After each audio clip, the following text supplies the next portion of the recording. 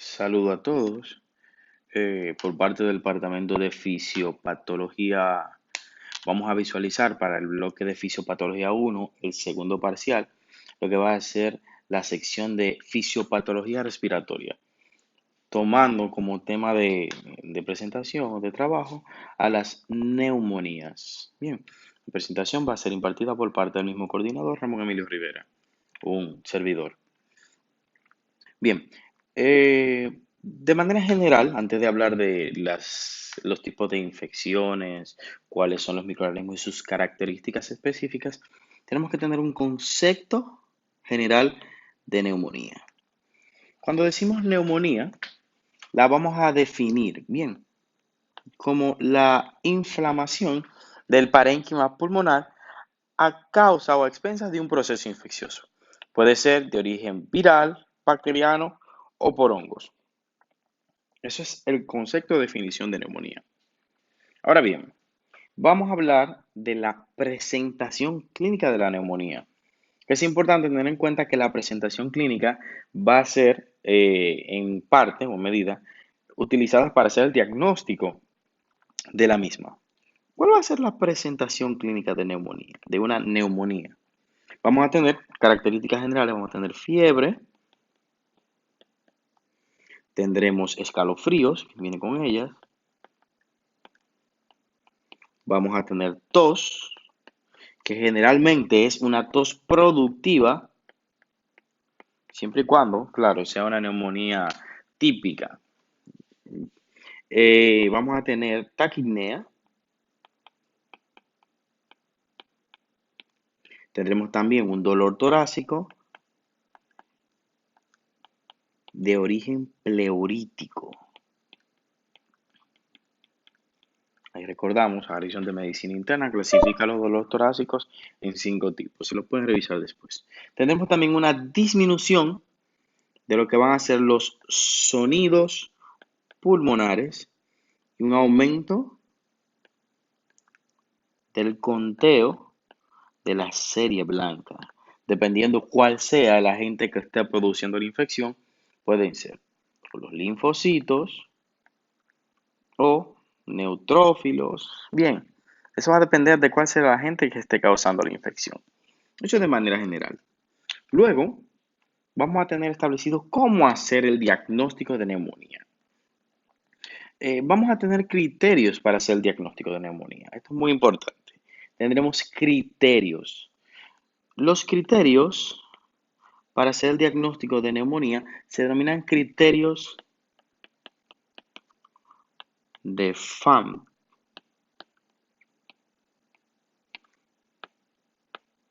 Los criterios de FAM verdaderamente son criterios para establecer un diagnóstico por neumonía adquirida en la comunidad. Bien, que es el tipo de neumonía más común y más frecuente, neumonía adquirida en la comunidad. Bueno, por lo menos de manera general, la población que no está expuesta, inmunodeprimida, que no está en hospitales, vamos a tener los criterios de FAM, que lo vamos a clasificar en dos grupos, criterios mayores y criterios menores. ¿Cuáles van a ser esos criterios mayores? Vamos a ver con un fiebre, con una temperatura, tachar acá, temperatura corporal mayor a 37.8 grados Celsius. Tenemos tos y expectoración. Esos son los criterios mayores. También tendremos criterios menores, que va a ser el dolor pleurítico. Tendremos la disnea. Tenemos la leucocitosis mayor, bien, a 12.000. Leucocitosis mayor a 12.000, bien, esto es importante. Alteración del estado mental y signos de consolidación. Todo eso debe estar acompañado de un infiltrado pulmonar. Entonces, tenemos lo siguiente. Para los criterios de FAN, yo necesito infiltrado pulmonar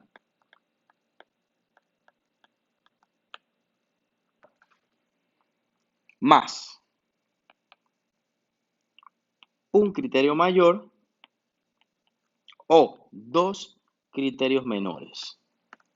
Con eso usted tiene diagnóstico de neumonía adquirida en la comunidad.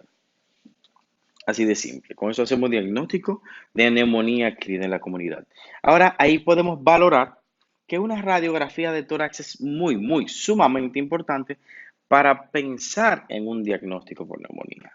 Por eso veremos, siendo esta la radiografía de tórax, esto lo vamos a comentar sea rápido, no me compete del tanto a mí, pero lo menciono porque a cabalidad tiene cierto grado de relevancia. Vemos que la radiografía de tórax es la prueba fundamental y obligada para poder establecer un diagnóstico de neumonía. Si usted no tiene una radiografía de tórax, usted no puede decir, tiene una neumonía. Bien, usted no tiene todo lo necesario para establecer un diagnóstico. Esto es medicina basada en evidencia. Ahora, el patrón radiológico predominante es el alveolar generalmente. Entonces, esto permite evaluar, vamos con la misma, la gravedad del cuadro, la respuesta al tratamiento que tenga el paciente y también veremos la evolución que tiene. Con eso podemos, o esto es lo que nos va a permitir la radiografía de tórax. Ahora bien, también tendremos en la radiografía de tórax algunos signos que hablan del pronóstico del paciente. Ahora bien, cuando usted tiene un paciente con una radiografía de tórax con una mayor extensión radiográfica, con derrame pleural o cavitación, eso le habla de un mal pronóstico. Ahí veremos que hay algunos tipos de infecciones bacterianas que predisponen al desarrollo de cavitaciones, pero también veremos que algunos tipos de microorganismos o agentes infecciosos tienen la característica de que aprovechan esas cavitaciones para ellos poder, como decir, invadir, colonizar. Bueno, eso lo veremos más adelante para definirlo de manera general. Una pequeña imagen donde vemos tos, debilidad general, la fiebre, dolor torácico, que dice aquí, triángulo nasolabial, asocianosis, cefalea, de manera general aquí, neumonía. Ya que tenemos todo con respecto al diagnóstico de la misma, vamos a ver cuáles son los agentes causales de neumonía. Veremos que la vamos a clasificar en varios grupos, dependiendo el agente etiológico, por eso la clasificamos en típicas y atípicas. También podemos clasificarlas dependiendo el lugar donde se pudo haber adquirido la infección. Y también la vamos a clasificar dependiendo el patrón pulmonar que ella genera.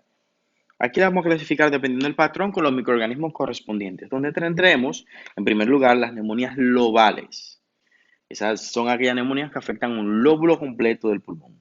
Tenemos las bronconeumonías que afectan unos bronquios específicos y tendremos las intersticiales. Son aquellas que solamente producen inflamación en los espacios intersticiales. Esto es importante porque estas neumonías intersticiales, algunos de esos agentes, o la gran mayoría de esos agentes, son los que se clasifican de manera general como atípicos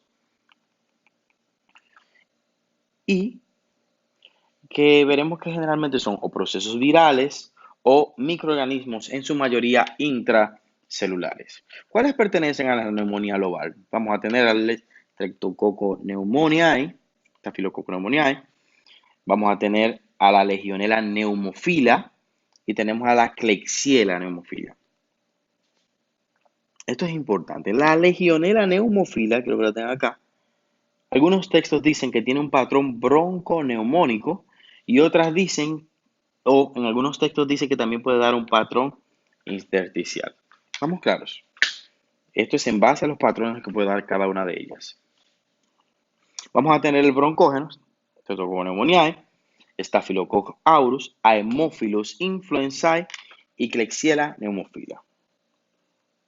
Vamos a tener también a las intersticiales que ya mencionaba, que eran los atípicos, Mycoplasma pneumoniae, Chlamydia pneumoniae, Legionella y algunos virus. Con eso tenemos más que suficiente para establecer o para hablar de las características luego de cada una de las bacterias.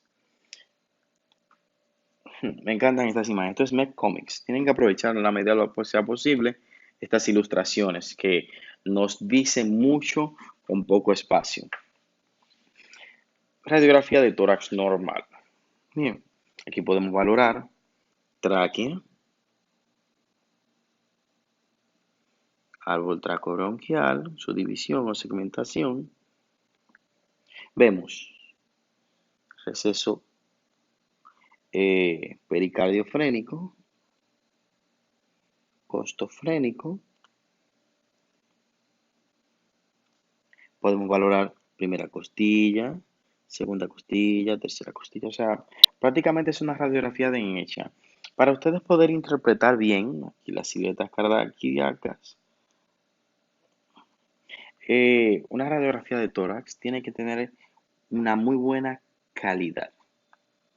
Bien, en anatomía 2, ya con anterioridad le hablamos de los criterios de calidad para una radiografía de tórax.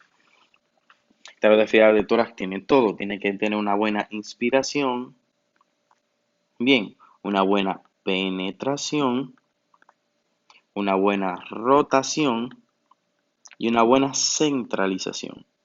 Entonces, cada uno de estos criterios tiene características que dicen que están dentro de los parámetros normales. Neumonía lobar. Dentro de la neumonía lobar, de manera general, nosotros vamos a tener al Streptococcus pneumoniae y a la Klebsiella pneumophilia.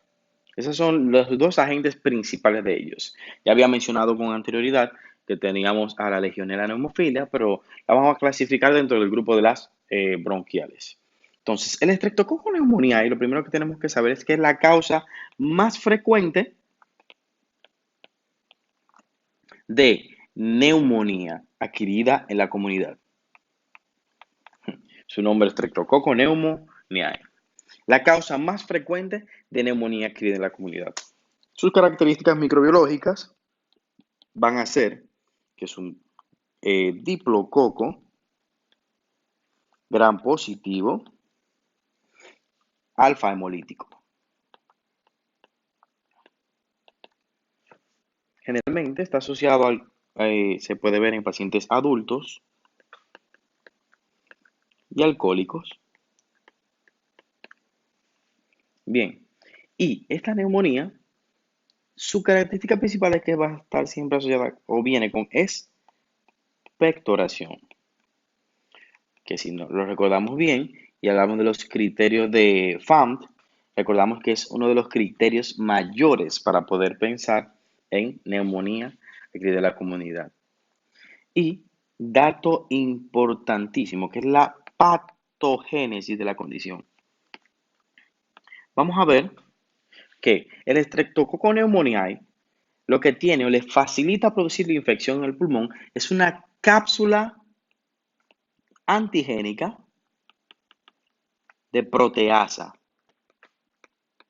contra la IgA. Eso le permite a él poder subsistir y sobrevivir en el medio del pulmón. Ahí en los alveolos le permite que los macrófagos y demás agentes protectores no puedan eliminar al agente. Podemos visualizar o recordar que una característica de las neumonías lobales va a ser que afecta a lóbulos pulmonares. Aquí podemos ver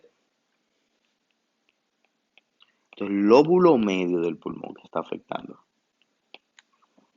Ahí no hay perdedera con eso. Más esos criterios, usted pensaría en Streptococcus pneumoniae. Lo vemos de este lado también, aquí tendríamos el lóbulo pulmonar, esto sería el inferior, está completamente afectado, pero aquí se ve. Eso se llama consolidación. ¿Cómo lo diferenciamos o qué nos diferencia? Bueno, tabla del New England, se los puede enviar en un screenshot aparte. Esto habla de la definición, diagnóstico clínico e intervención en los pacientes con neumonía adquirida en la comunidad. ¿Cómo lo diferenciamos de la Klebsiella pneumophilia? Que también, esto es importante, también va a ser una neumonía de tipo lobar. Ok, si es una neumonía tipo lobar, también produce expectoración, eh, son agentes parecidos, son bacterias. ¿Cómo lo diferenciamos? Aparte, de, claro, del cultivo de esputo, con la tinción que vamos a hacer, antes de cómo yo pienso o considero que puede ser una infección u otra.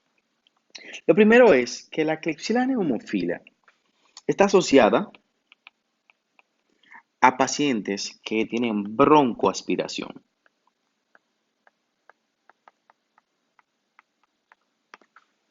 Esto es lo primero. Por ejemplo, pacientes alcohólicos que pierden el conocimiento, pacientes que están siendo anestesiados, pacientes que tienen trastornos convulsivos, un estatus epiléptico, por así decir, en los cuales hay una pérdida del conocimiento y donde puede haber una ingesta, bien, de los agentes que pertenecen a la flora del esófago y el estómago. Bien, de esa manera, pacientes que tienen trastornos convulsivos, pacientes alcohólicos que pierden el conocimiento y luego hacen una neumonía, pueden generar o están más asociados a Klebsiella pneumophilia.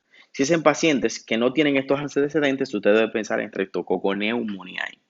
Vemos lo siguiente, que aparte de ella, vamos a tener otros agentes que pueden tener también neumonía por broncoaspiración. Aparte de la Klebsiella pneumophilia, que está principalmente asociada al alcoholismo, los demás pacientes que mencioné con anterioridad pueden también generar infecciones o neumonía principalmente por anaerobios.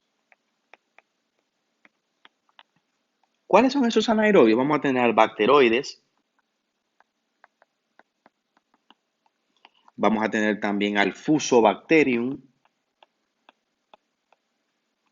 y al Pectococcus. Esos son los principales que van a estar asociados a neumonía por broncoaspiración. Un dato de mucha relevancia en la neumonía por broncoaspiración es que pueden complicarse con cavitaciones.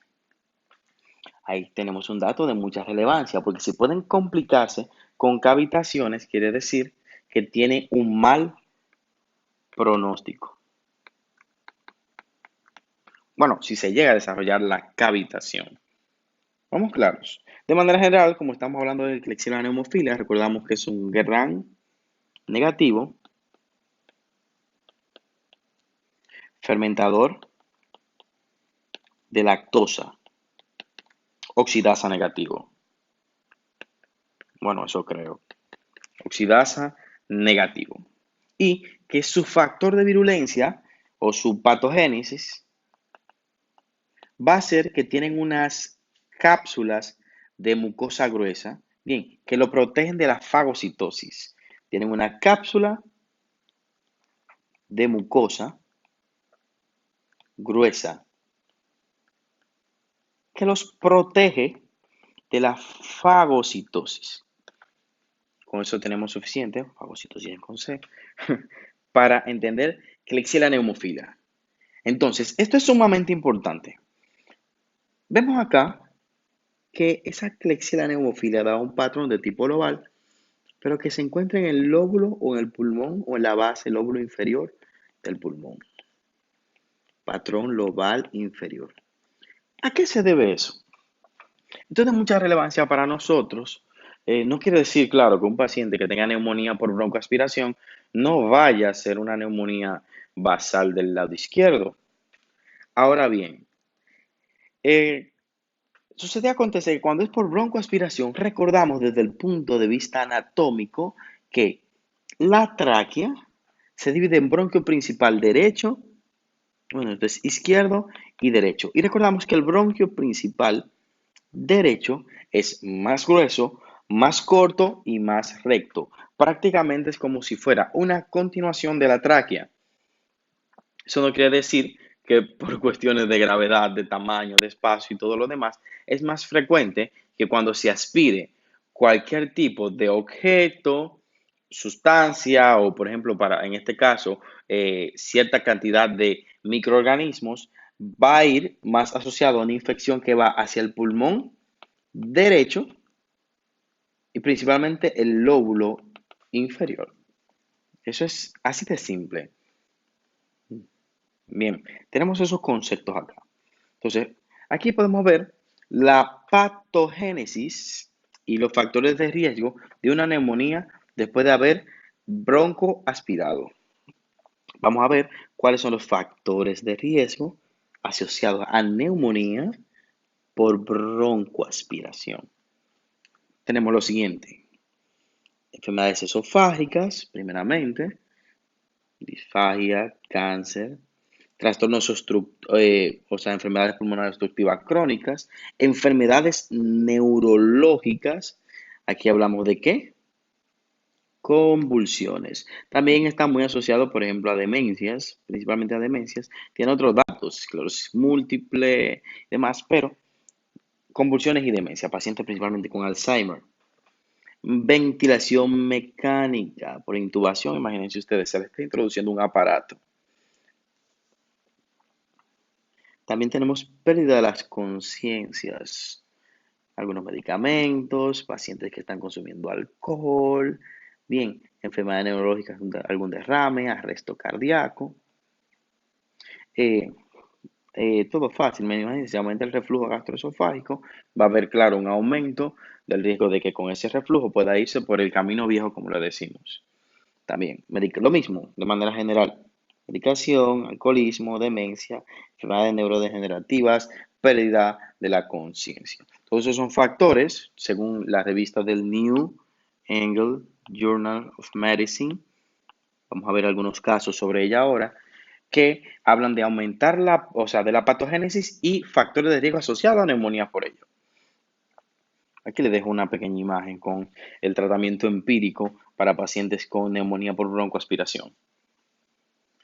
Aquí vemos en esta radiografía de tórax del lado derecho una pequeñita cavitación. Una cavitación pequeña. Aquí podemos ver una cavitación muy grande. Es muy diferente. Esto es una burbuja gástrica, pero esto es pulmón. Todo esto acá, sería por acá, es pulmón. Y eso que tenemos aquí es una cavitación. Y una cavitación bastante grande. Vamos a ver que hay algunos agentes infecciosos que aprovechan las cavitaciones generalmente para poder producir una colonización de ellos. Bien, que a eso se le llama, bueno, en este caso, el Aspergillus fumigatum, lo veremos más adelante, puede producir una invasión de ella y producir algo que se llama aspergiloma. Bien, aprovecha, se introduce en las cavitaciones y produce aspergilloma, un aumento del tamaño de la cavitación, que estaría entonces los pacientes que hacen neumonía por broncoaspiración o aquellos pacientes, por ejemplo, que tienen tuberculosis que ya fue manejada y fue tratada. Tenemos esta tomografía axial computada, valoramos en esta tomografía axial computada cómo tenemos una pequeña inflamación del parénquima acá, seguimos valorando, seguimos ascendiendo y vemos que a medida que vamos llegando a las porciones más superiores del pulmón, encontramos una pequeña cavitación. Estas cavitaciones pueden ser aprovechadas por estos agentes infecciosos, bien, y producir un aumento de la cavitación de ella. Bien, a ese proceso infeccioso se le llama colonización, no invasión. Cuando hablamos de invasión, hablamos de neumonía por Aspergillus fumigatum. Práctico. Entonces, Aspergillus fumigatum puede tomar esta pequeña cavitación y convertirla en algo como esto. Aquí tenemos una imagen aquí. No me corresponde hablar del todo de eso, pero tenemos cavitaciones en autopsias en pacientes con infecciones o colonizaciones por Aspergillus fumigatum. El Aspergillus fumigatum, cuando no hay una cavitación preexistente, lo que produce es un tipo de neumonía atípica o neumonía de tipo intersticial. Entonces, en un paciente con una tuberculosis que haya sido manejada anteriormente, bueno, esto es tuberculosis primaria, complejo de Goms, veo que confunden mucho la tuberculosis secundaria y la mencionan como primaria, esos complejos de Goms, eso es lo que van a encontrar en un paciente con infección por tuberculosis. Luego comienzan, bien, la tuberculosis secundaria con una cavitación en el vértice del pulmón. Y esa cavitación puede ser aprovechada también por el Aspergillus fumigatum y producir esto que vemos acá, un aspergiloma. Bien, neumonía de tipo bronquial. Las neumonías de tipo bronquiales vamos a tener a otros agentes causales. El primero de todos, vamos a tener al Staphylococcus aureus, siendo esta la causa más común de neumonía de tipo bronquial. Bueno, verdaderamente tenemos me disculpo, al Streptococcus pneumoniae, pero el Staphylococcus aureus en una superinfección, me disculpo, o sea, en pacientes que han sido infectados, han tenido infecciones, me disculpo, virales, pueden entonces ser la causa más frecuente de neumonía. Veremos entonces más adelante que los pacientes que hacen infecciones por el virus de la influenza aumenta el riesgo de ciertos tipos de neumonía. Ahora, ¿qué vemos acá? Los patrones bronquiales. Eso es una neumonía bronquial. Eso es lo que quiero que vean. Aquí se ve más, parece una consolidación más completa, pero vemos los patrones, perdón, de tipo bronquial. Con respecto al Staphylococcus aureus, recordamos entonces también que este señorito puede generalmente producir abscesos pulmonares y enfisema.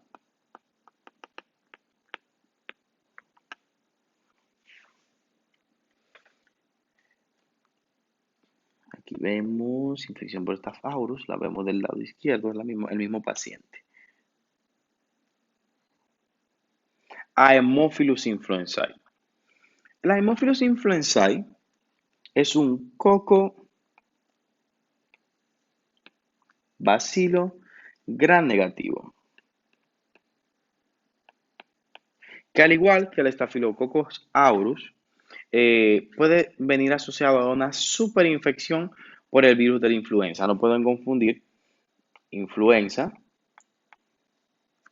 virus de la gripe, bien, con el Haemophilus influenzae. Número 1. Siendo este la causa más común o la segunda causa más frecuente de neumonías, que generalmente su crecimiento, el crecimiento de estas señoritas, depende de dos cofactores, que son el NAD, que es el factor 5, y también depende de la hematina, que es el factor 10. ¿Por qué es sumamente importante? Porque veremos que el mismo Staphylococcus aureus puede proveerle de hematina para facilitar su crecimiento. Pero otro dato de mucha relevancia, veremos que el Streptococcus pneumoniae y el Haemophilus influenzae, los dos comparten un mismo factor de virulencia, que va a ser la cápsula antifagocitaria de IgA, que es lo que permite que ellas pueden tener un mayor periodo de supervivencia. ¿Qué otras características tiene la Haemophilus influenzae que no van a tener las demás infecciones o los demás tipos de neumonía bronquial? Veremos que él tiene cierta tendencia a producir una inflamación de la epiglotis. Se le llamaría una esto no va con H, epiglotitis. Esa epiglotitis puede llegar hasta el punto que puede obstruir del todo las vías aéreas y producir una obstrucción total y una ausencia, bien, del paso del aire, una dificultad para poder pasar el aire, el paciente muera por asfixia. Por eso estos pacientes muchas veces hay que intubarlos. Esto que tenemos acá, este puntico acá, es la epiglotis inflamada. Eso se le llama signo del pulgar.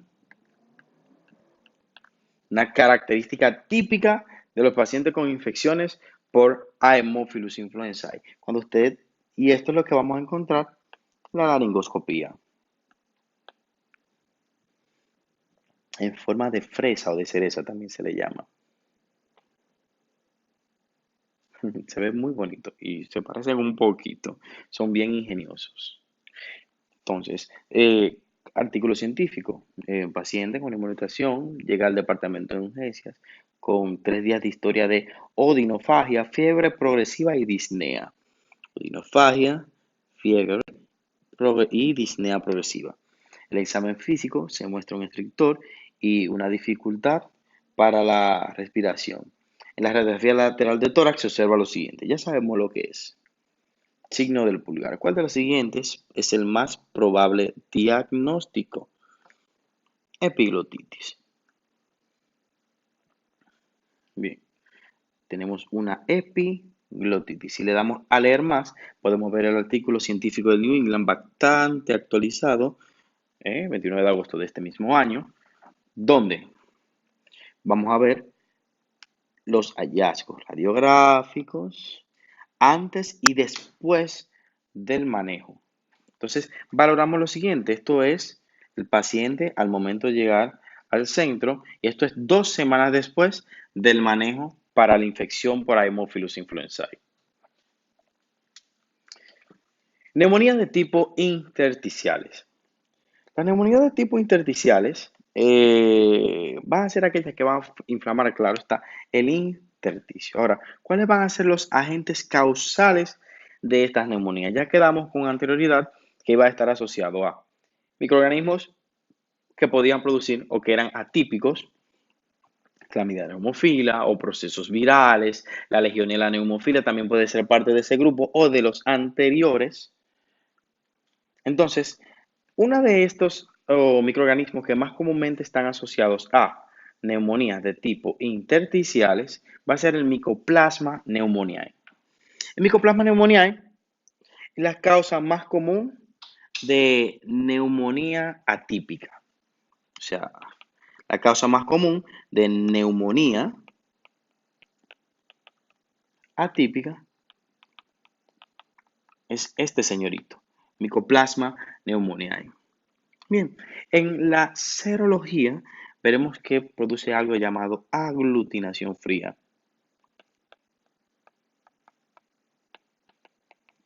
Esto es de mucha relevancia porque este es el motivo por el cual las infecciones por Mycoplasma pneumoniae se caracterizan por producir una anemia de tipo hemolítica. O sea, si yo tengo un paciente con febrículas, generalmente las neumonías atípicas dan más escalofrío que fiebres altas. Vemos que el paciente tiene también patrón intersticial en pulmón y que usted le valora que hay un aumento de la hemólisis de la serie roja, una anemia hemolítica. Entonces, usted puede decir que el paciente está teniendo qué tipo de condición, una neumonía típica por Mycoplasma pneumoniae. También hay que valorar los factores de riesgo. Bien, es muy común encontrarlo en los lugares como centros militares y en las escuelas, en las edades escolares, es común encontrar infecciones por micoplasma. Su característica principal es que en relación a la patogénesis de él, es que el Mycoplasma pneumoniae va a producir una mucosa de adhesión o unas proteínas de adhesión a la mucosa, que generalmente producen unos radicales libres que van a generar necrosis del epitelio pulmonar. Esto es de mucha relevancia y también veremos que va a tener otras manifestaciones aparte del patrón neumónico. Ya hablamos de que produce una anemia hemolítica que generalmente está asociada a unas inmunoglobulinas A que atacan a las células de la serie roja. Y manifestaciones cutáneas, una característica de él es que puede producir un eritema multiforme. Sabemos que neumonía típica, aglutinación fría, factores de riesgo, edades escolares, centros militares. Vamos a tener que eritema multiforme, anemia hemolítica, micoplasma neumonía y hasta que se demuestre lo contrario. Aquí podemos ver a lo que le vamos a llamar, mismo paciente, patrón intersticial. Quiero que lo visualicen, lo voy a rodear, el patrón. Quiero que lo vean. Patrón intersticial. Misma radiografía del mismo paciente, infección específicamente por Mycoplasma pneumoniae. Tendremos una vista anterior, anteroposterior y una vista lateral. Eritema multiforme. Esto es eritema multiforme. También es un eritema multiforme, pero si a primera vista yo lo visualizara y fuera más focalizado, pensaría hasta en una infección por hongos. Parece un rash, pero también es un eritema multiforme. Lo mismo, señores. Neumonía intersticial. Neumonía intersticial. Legionela neumófila. La legionela neumófila tiene sus características.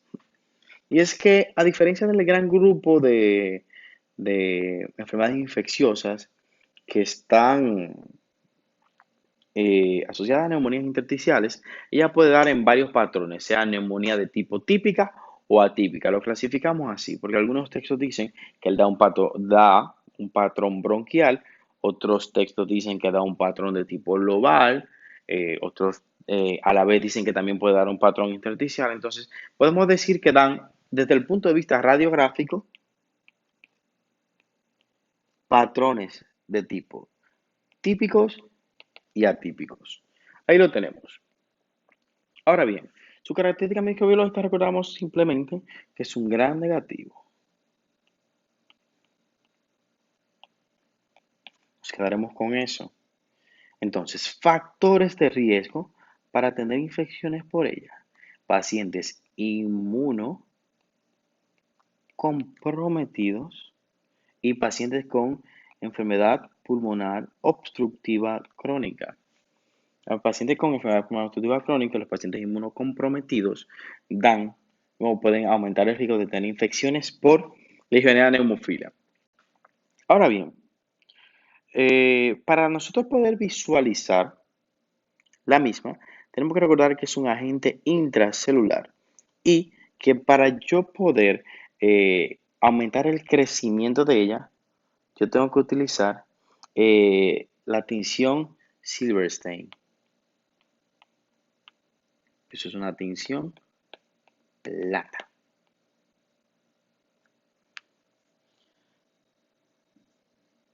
Con eso tenemos. Ahora bien, chicos, diagnóstico en relación a las manifestaciones clínicas. Esto es de mucha relevancia, pues la Legionella pneumophila, que es un factor de riesgo, como vemos en esta imagen, la exposición al agua, veremos que gran parte de sus manifestaciones clínicas o de la Legionella pneumophila van a ser muy diferentes al otro grupo de infecciones o de neumonías. Lo primero que veremos es que los pacientes con Legionella pneumophila hacen una fiebre sumamente alta, mayor a 39 grados Celsius. Y que en relación a esa fiebre el paciente hace una bradicardia relativa. Me explico. El paciente puede tener una frecuencia cardíaca entre 80 y 90 latidos por minuto, pero el paciente tiene fiebre. Y los pacientes con fiebre generalmente hacen taquicardia. Ahí recordamos que el núcleo posterior del hipotálamo envía un estímulo, es el que se encarga, mejor dicho, de regular la temperatura corporal para aumentar la producción de calor.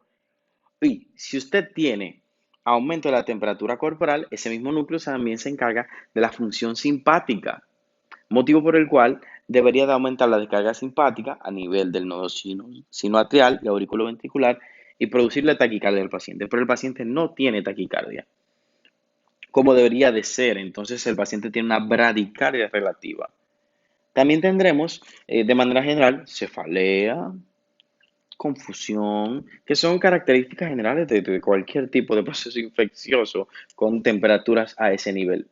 Pero una característica que tiene la Legionella pneumófila, que no tienen las demás neumonías, es que ella se asocia a una diarrea acuosa.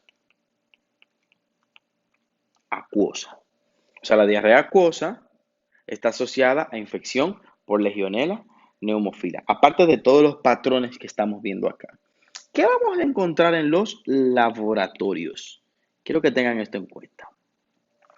En los laboratorios vamos a encontrar una hiponatremia. Característico de ellas. Hiponatremia, vamos a encontrar en el cultivo de esputo neutrófilos sin microorganismos presentes. Neutrófilos sin microorganismos. De manera general, entonces lo que buscaremos aquí es cómo establecer el diagnóstico por Legionella pneumófila. Para establecer el diagnóstico por Legionella pneumófila, vamos a ver que tenemos que buscar los antígenos de la Legionella en la orina. Eso es número uno. Y otra prueba va a ser el agar charcoal. Sí, agar charcoal se escribe así. Agar charcoal, que es una tinción a base de cisteína y hierro, que permite o facilita el crecimiento por Legionella pneumófila. Con eso tenemos entonces cómo establecer diagnóstico y cómo o cuáles van a ser las características de una infección por Legionella pneumófila. Esto es una radiografía de un paciente con Legionella pneumófila que vemos que verdaderamente es un patrón bastante diseminado. La gran mayoría de los pacientes que yo he visto con Legionella pneumófila, o 3 o 4 pacientes que he visto con este tipo de infecciones, han sido ese tipo de patrón, un patrón difuso. Pneumocystis jirovecii. La Pneumocystis jirovecii, a diferencia de las demás, es un tipo de neumonía que está asociada a pacientes inmunodeprimidos. Bien, generalmente dan una neumonía con patrón intersticial, difuso también, neumonía, ya lo escriben en P, con patrón intersticial, difuso, y que en su principio generalmente sus infecciones son de tipo asintomáticas. Las infecciones por Pneumocystis jirovecii son de tipo asintomáticas. ¿Qué sucede? Para que comience a desarrollarse un proceso infeccioso agudo por Pneumocystis jirovecii, tenemos que pensar en un paciente que tenga generalmente VIH, SIDA. Digo SIDA porque el recuento linfocitario debe de ser menor a 200 células por millón de unidades. Obligatoriamente. De lo contrario, usted muy difícilmente pueda presentar una infección por Pneumocystis jirovecii. Por eso, a los pacientes con VIH-Sida, automáticamente tengan un recuento sumamente bajo, en este caso un recuento por debajo de 200, tiene que comenzarse tratamiento profiláctico para Pneumocystis jirovecii. Generalmente es el trimetoprim sulfametoxazol que se utiliza para profilaxis por la misma. A esto se le usa tinción plata y lo que vamos a encontrar son generalmente larvas en las biopsias.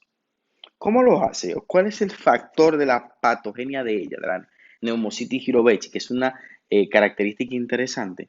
Es que la Pneumocystis jirovecii, miren cómo produce esta inflamación de tipo intersticial difuso.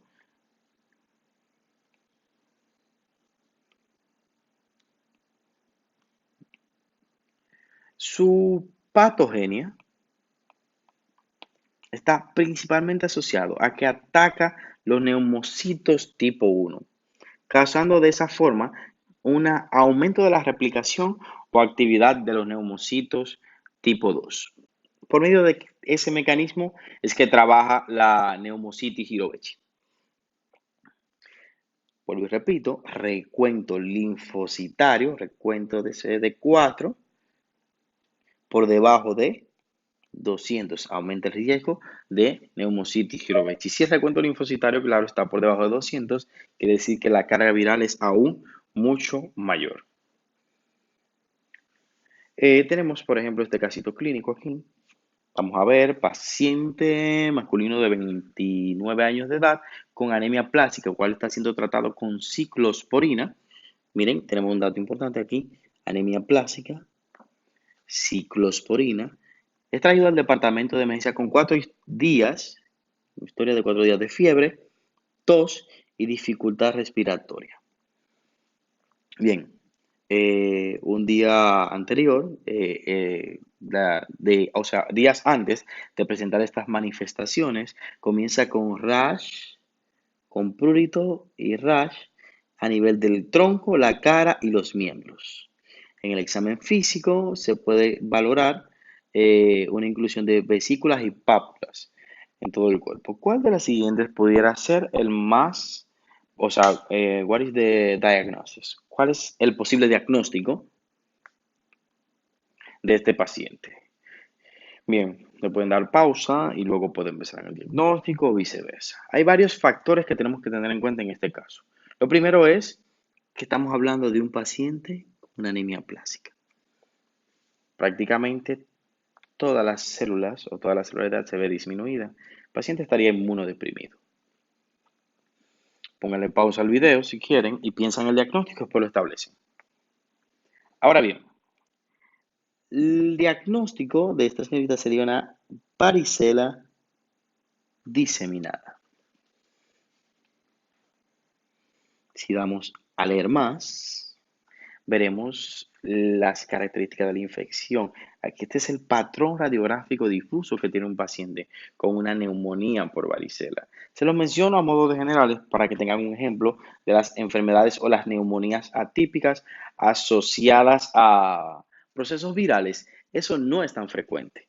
Lo más común, por ejemplo, para usted encontrar este tipo de varicela o infección por varicela diseminada, sería un paciente inmunodeprimido. En este caso, un inmunodeprimido con VIH, o en este caso esa anemia aplásica que presentaba este individuo. Bien, ahora bien, las neumonías por infecciones virales tienen sus características. Recordamos que dan patrones de tipo intersticial, que eso es lo más relevante de ellas, el patrón de tipo intersticial que presentan ellas. No hay que perderse con eso. Ahora bien, las neumonías virales que yo quiero que hasta el momento ustedes manejen son neumonía viral por el virus de la influenza, que si valoramos eso, recordamos que el virus de la influenza, de manera general, es un virus envuelto con 8 genomas. Bien, generalmente es bicatenario, que permite a la familia de los ortomixovirus. Generalmente, en esto se puede ver en pacientes inmunocompetentes, un proceso gripal cualquiera, y que puede también estar asociado en los extremos de la vida. Que los pacientes ancianos o pacientes de mayor edad tienen mayor riesgo de estas infecciones. ¿Por qué quiero que la tengan en cuenta? Porque los pacientes que hacen infecciones por virus de influenza pueden también aumentar el riesgo y hacer super infecciones. Aquí está lo que les mencioné anteriormente. Los pacientes que hacen infecciones por el virus de la influenza pueden aumentar el riesgo de hacer neumonías por Staphylococcus aureus, Streptococcus pneumoniae y por Haemophilus influenzae. Aumentan el riesgo automáticamente por estas infecciones. ¿Qué otra causa de neumonía vamos a tener? Que quiero que valoren también como diagnóstico diferencial. Infecciones de neumonía por citomegalovirus. Recordamos que es de la familia Betavirinae. que pertenece es el de herpes virus tipo 5. Nada, un libro de DNA con su integrina, sulfato de parán, que es el factor de virulencia para ella. Es una neumonía de tipo atípica y que generalmente la neumonía por citomegalovirus está asociado a pacientes que se están haciendo trasplantes.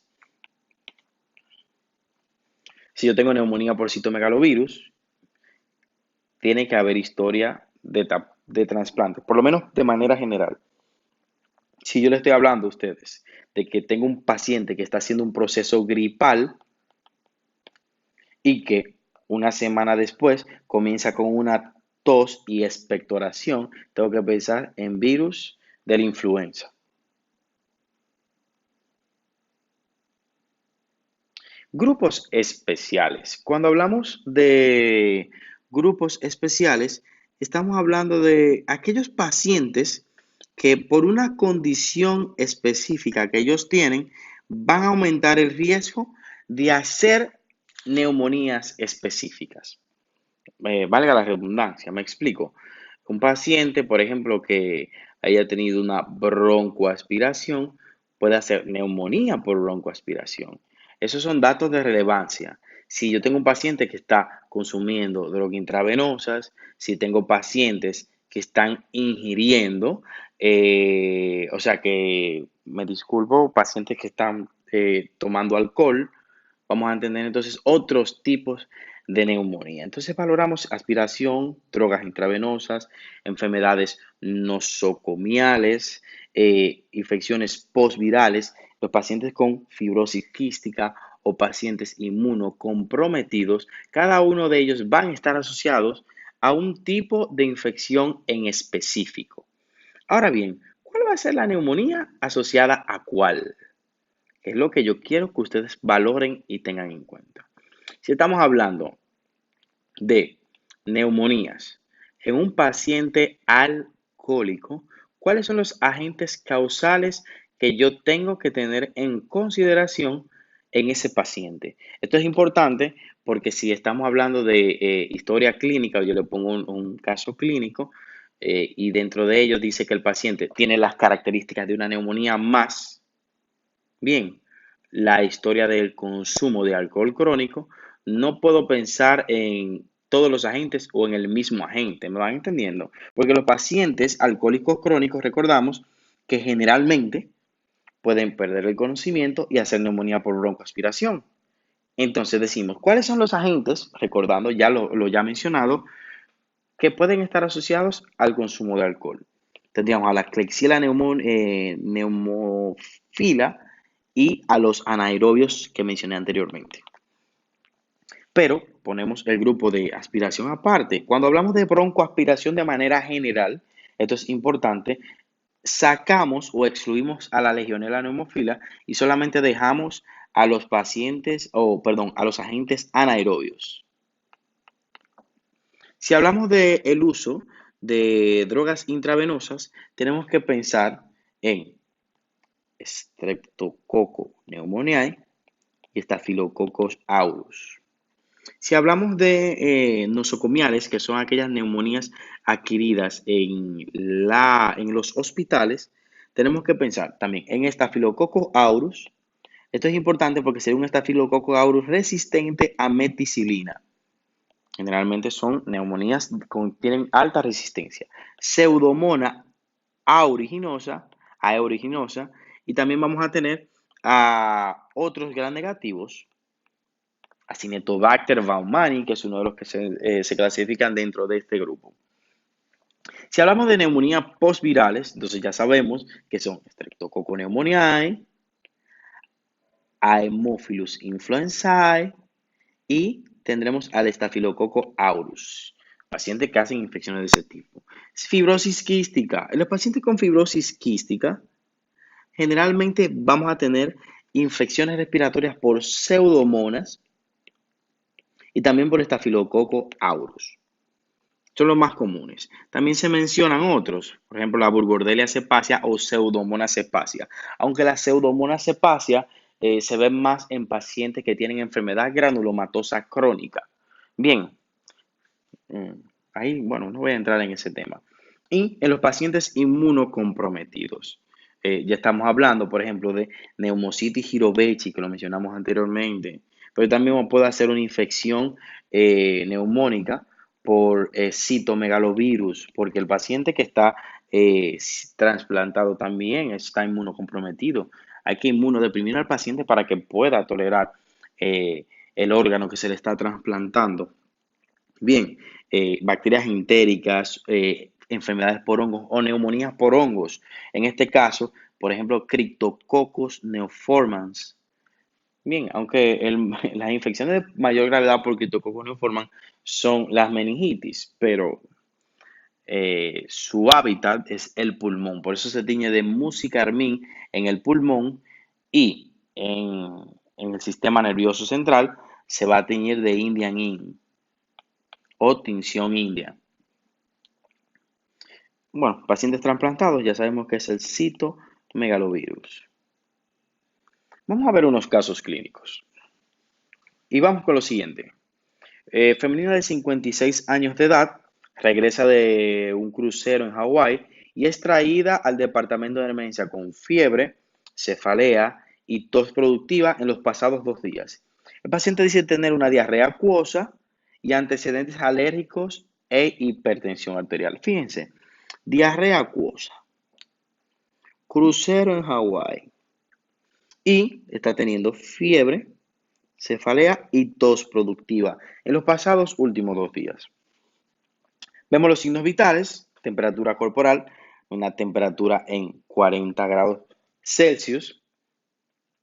También vamos a tener presión arterial baja, muy baja. Para una paciente hipertensiva esa presión es muy baja, 90-63 milímetros de mercurio. Pulso, tenemos una frecuencia en 90 latidos por minuto. Imagino que ya todos tienen que tener un diagnóstico. Frecuencia respiratoria y el sodio está sumamente bajo.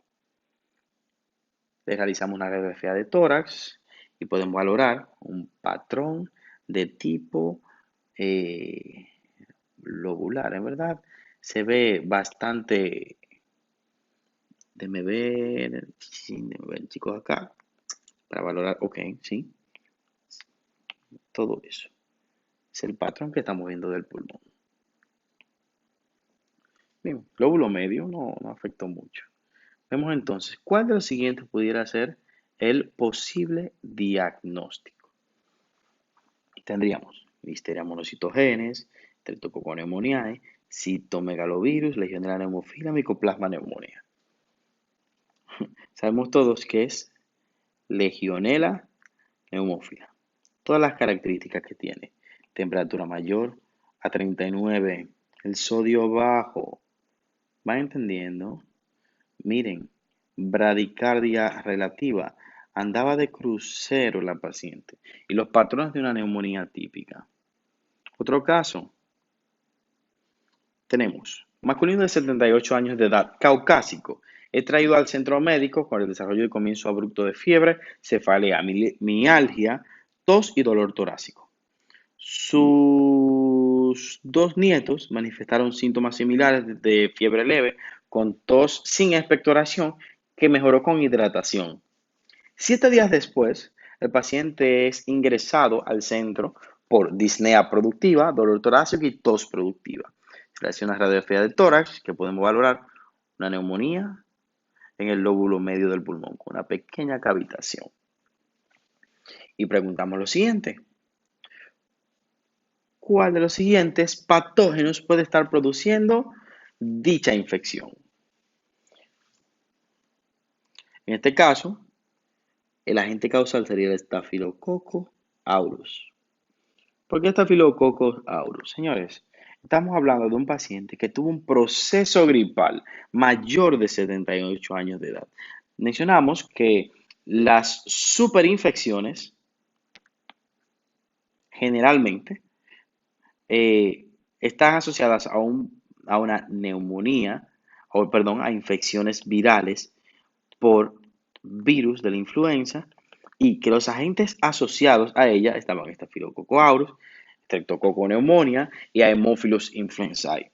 Fíjense, los niños también manifestaron los mismos síntomas que mejoraron con hidratación y varios días después el paciente tuvo que ser ingresado por tos progresiva, dolor torácico y tos productiva. Con el patrón radiográfico tenemos más que suficiente para terminar el diagnóstico. Neumonía, o sea, aquí tenemos Staphylococcus aureus, neumonía por Staphylococcus aureus, resistente a meticilina, adquirida en la comunidad. Miren aquí.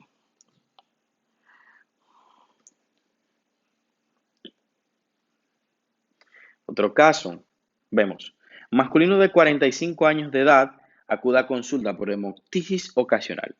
El paciente tiene antecedentes de tuberculosis que fue manejada efectivamente hace 4 años. Bien, ¿cuál de los siguientes estaría asociado a esta condición? Tenemos la radiografía de tórax y tenemos agente causal. ¿Cuál sería? Aquí podemos ver la cavitación que tiene el paciente. Esto sería una Aspergillus fumigatum. Eso sería un aspergilloma. Estamos hablando de que el paciente fue tratado para la tuberculosis efectivamente. Usted no puede pensar en una tuberculosis secundaria.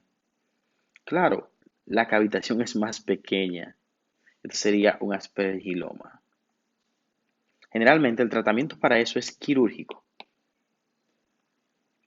Entonces, ¿cuál de los siguientes, ya lo dije ahí, sería el factor de riesgo para que el paciente o el mecanismo de acción del microorganismo? Hablamos de que era una colonización.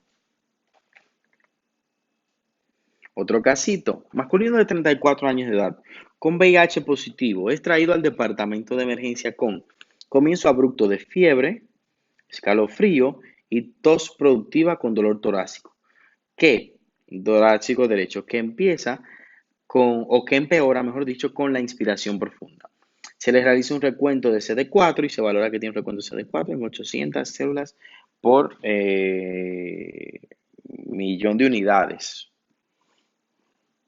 Tenemos acá, ¿cuál de los siguientes microorganismos es más probable que esté ocasionando estos síntomas? Streptococcus pneumoniae, Mycoplasma pneumoniae, Pneumocystis jirovecii, Mycobacterium tuberculosis. Tenemos una radiografía de tórax ahí. Podemos valorar que tiene un patrón basal inferior derecho. El paciente empeora con la inspiración. Streptococcus pneumoniae. ¿Por qué Streptococcus pneumoniae y no Pneumocystis jirovecii? ¿Qué sería la pregunta? Hablábamos de que para tener una infección por Pneumocystis jirovecii tenemos que tener un recuento linfocitario menor a 200 células. Pero aquí tenemos un paciente con un recuento linfocitario, aunque tenga VIH, su recuento linfocitario es de 800. Esta es una neumonía adquirida en la comunidad. Bien, las bibliografías que utilizamos para valorar o trabajar con este video fueron el First Aid 2019, nos ayudó mucho con lo que va a ser el esquema de las infecciones por grupo, la va a encontrar ahí. Las características de los microorganismos lo tomamos del MedEssential de Kaplan. Gran parte de los patrones e imágenes que utilizamos desde el punto de vista radiográfico la tomamos de Radiopedia, una excelente página cuando usted quiere valorar estudios, datos específicos sobre enfermedades. Usted la va a encontrar aquí porque va a encontrar cuáles son los patrones de imagen que van a encontrar en enfermedades específicas. Neuro, pulmón, abdomen, incluso dan clases de anatomía normal. Pueden tener sus cursos y exámenes por parte de ellos. Son muy buenos. También utilizamos mi querida revista del New England Journal of Medicine. Aquí aprovecho para decirle a todos que se suscriban a la revista. Esto no es promoción, no me pagan por eso, pero estas revistas facilitan mucho el desarrollo y la pericia clínica que puede desarrollar uno, solamente revisando estos casos clínicos. Se suscriben gratuitamente, les van a llegar los artículos científicos a su correo. Claro, van a tener que ver solamente el abstract, a menos que paguen la suscripción, pero para nosotros los que estamos en la Universidad Central del Este, tenemos la facilidad que la universidad paga la revista y que tenemos todos acceso a ella. Bien, nada, ha sido un placer por hoy. Con esto terminamos la sección de enfermedades infecciosas del pulmón o neumonías, para ser más específico. Pues yo no mencioné todas las causas de infecciones pulmonares, solamente tomé las más frecuentes y las más características para fines de exámenes. Eh, Recordar que cualquier inconveniente, cualquier ayuda que necesiten, pueden contar conmigo, solamente tienen que notificármelo con tiempo para que podamos trabajar con, eh, con antelación cualquier percance, tanto para fines prácticos, temas y clases particulares. Recordar también que tienen su monitoría con el joven Manuel Liriano para fisiopatología 1 y con la señorita Liana Villalona para farmacología clínica y terapéutica. Bien, chicos, pórtense bien.